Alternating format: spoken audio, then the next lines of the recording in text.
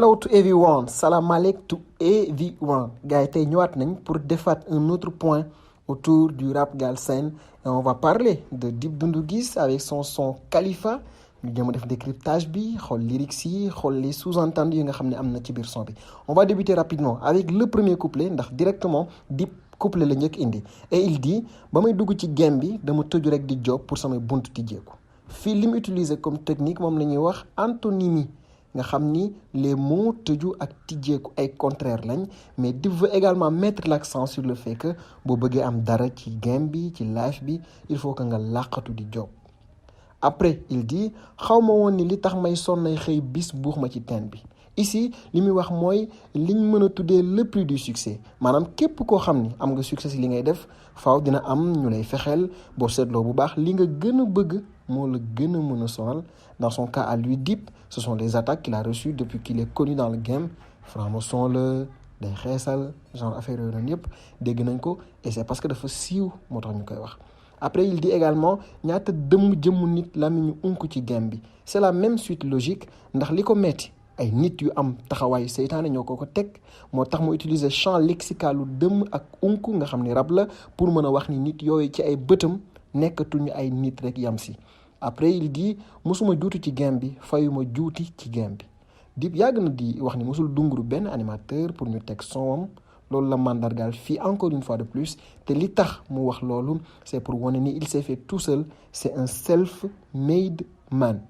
Après il dit maa yërëm cuuc yi fi dem bañ dagg seen cuucu ci game bi fii nag la fii la pig yi di commencer d'abord technique bi mu utiliser moom la ñuy wax next level maanaam cuuc yi fi dem cuuc yi ci game bi li ngay dégg day xaw a nuroo même si rime bi exactement c'est pas la même chose. Après mën nañ ko également tuddee paronyme et fii pig bi di intervenir mooy si ñoom Hakill One Lyrical ñi nekkoon biir Reptile quitté ko nga xam ne daf leen di considérer comme des cuuc yu génn dem mais taxul ñu exploser au plus haut niveau. Après il dit segam old school du ruux ci wutum tour new school bi du leen jig bi aussi c'est une autre pique pour les grands du hip-hop yi langaamu si yenn jeunes rappeurs yi pour mën a exister toujours dans le rap galsen.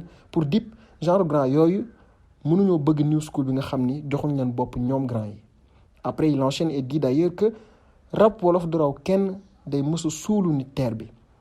D'ailleurs pour moom Dip genre comportement yooyu Dip dafa jàpp ni moo tax ba rap wolof du mësa international. Il utilise la technique de la comparaison avec le terre bi nga xam ne ñu bëri dañoo jàpp ne amul njëriñ mais aussi am na champ lexical si descente aux enfers avec notamment terre pour parler de suuf la terre et le mot suulu nga xam ni mooy luñ dugal si biir suuf si biir terre. Après il dit man duma middle school my middle finger ruux tuunu game bi. Ici aussi c'est une nouvelle pique au rap galsen en général et quand Dip dit duma middle school c'est parce que moom du old school du new school si digg bi la nekk. La théorie du milieu moom la utiliser waat en parlant de middle finger muy baaram bi nekk ci digg bi nga xam ne en général bu ñu ko utiliser c'est pour insulter et d'ailleurs quand il dit juste après ruux game bi c'est pour accentuer cet insolent regard là qu'il porte sur le rap galsen. Après mu enchaîner et il dit ci son ci scène mageel ba mën ma jur du tee ma sut la fuuf bul ñot di chef ceeneel te kul sa kul tojoo fudul sa douche di course pour dab ma coûte que coûte mujjee du wut secours. Fii technique bi Dip utiliser c'est l'allitération avec le son S et le son D. Objectif en général c'est pour faciliter l'enchaînement moo tax boo seetloo partie boobu moo gën a gaaw que yeneen yi nga xam ni moom moo nekk ci biir son bi rab bu gaaw la fa def. Après il dit kenn xamula ni ku sa propre mère di woo di juum sa tur. Ça c'est une punchline. Une grosse punchline accentuée par un paradoxe parce que ku ne xam na ni yaay nu mel ci doom donc bu la sa yaay sax xamul dina jafe pour àdduna xam la même si c'est pas impossible bien sûr. Dip daf ko utiliser fii pour wax ni la concurrence n'a pas vraiment le niveau siiwuñu comme moom ni mu siiwee en grosso modo. Après mu ñëwaat et il utilise l'anglais cette fois-ci I don't talk to these niggas got no love for these niggas don't give a fuck about your motherfucking spawn person niggas. Fii moom day wane ne bëggul benn concurrent bëggul benn gayan bu ko clash ñëw fi pour am paix ak ñoom ñëw fi pour am jàmm ak ñoom. Après il dit sama liggéey mooy fay di suul ay man Ça, c'est ma punchline. C'est la partie, on va dire, la plus technique dans la mesure où punchline la boo xamante ni dafa am name dropping ba pare également mu structuré ko de telle sorte que ni boo déglu lu baax doo xam lan la bëgg wax. sama liggéey mooy fay premier double entendement bi mooy boo liggéeyee da ngay fayeeku et que ni moom Dip dafa liggéey instant bi looloo tax mu am succès mu commencé di laal xaalis ci game bi. Également, quand il dit Di Soul Ayman, c'est Souleymane, comme Souleymane Faye, le chanteur, mais également Di Soul Ayman, madame, ay carrière rappeur, Malin Di Soul.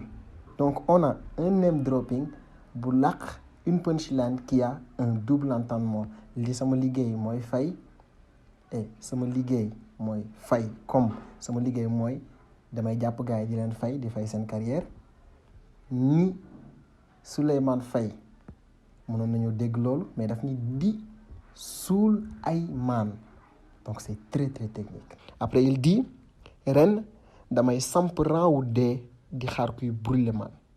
Donc Dip termine le premier couplet avec une alerte forte. La phrase veut dire képp ku tontu ci pig yi da nga nar a dund lu tar année bii nii.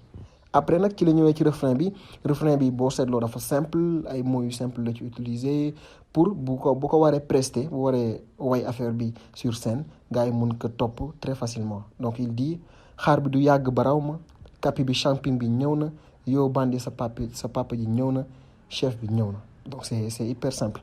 Après ñu dem ci deuxième couplet bi fii mi ngi commencé ak bi may dugg ci game bi jóge ci suufu tunnel yi yegg si di këng fu ni jet li lëndëm ni sunguf bu weex bi teg si ñuul kooku ni der bi. Donc Dip débute avec des figures comparatives moo tax mu indi jet li ak këng fu yaakaar naa ñëpp xam nañ ko mais lëndëm ni sunguf bu weex bi mooy qu'il est dangereux comme la cocaïne li muy tuddee sunguf bu weex bi moom mooy cocaïne et que il est dangereux comme la coque. sut la si lépp ngay xolu ndax Dip sa coup de cœuru mère la. fii moom beneen punchline la qui évoque le fait que Dip loo ko bañ du tee sa famille dina am ku koy cons. Il utilise l'hyperbole pour wax ni même le troisième âge moom la ñuy déglu moom Dip donc am nañu xolu comme xolu mer nga xam ne ci xol la jóge xol moo koy def et aussi coup de cœur nga xam ni également xol moo koy def. Après il enchaîne et il dit si volcan laa lay denc dum la suul fu suuf mën a sedd. yàgg nañ dégg gars yi naan yàlla na suuf sedd ci kawam expression boobu noonu la Eli défie donc Dip utilise la litote pour nëbb li mu bëgg a wax mais en réalité la phrase signifie que ni moom su lay suul si foo xam ni doo fa am jàmm la lay suul ku nekk xam na ni volcan surtout safara la ci tàngaay donc Dip dafa fas yéene mbugal ses concurrents cette année. Après il enchaîne et il dit ñun ñoo koy teg fu leer ngeen di futteeku mer. ñun ñoo ngi suñ 10e saison série yéen benn sketch ngeen mën fen da ngeen ci dëggu ne ko julleeku dee suul ngeen ma du lu mën nekk mais nag bul xeeb sa rêve.